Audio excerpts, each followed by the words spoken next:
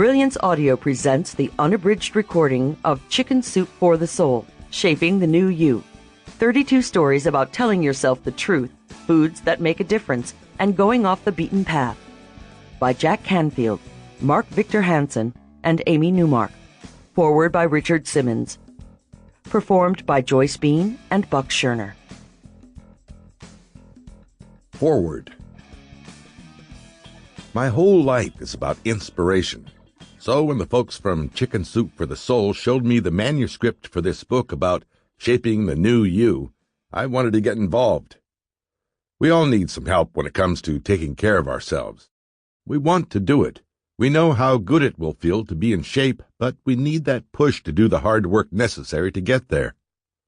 These stories, written by regular people about their efforts to control their weight and get fit, really resonate with me. There is no better inspiration than hearing someone else's story. You will undoubtedly make a connection while reading this book. You'll find a little motivational trick that you know will work for you, or read a phrase that gets you out of your chair and out of the kitchen. No one has a bigger appetite than me.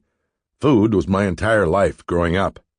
I could be blindfolded and still find a po' boy place. I was raised in New Orleans, within walking distance of the best food in the world. I love food. But I have learned to love myself, too. And that is how I dropped more than 100 pounds in my early 20s and kept it off for the 4 decades since. My parents were in show business. Although they were larger than life, they had cute little bodies. I don't know if they had to work hard to look as good as they did. My mother was a professional singer and performer for much of my childhood.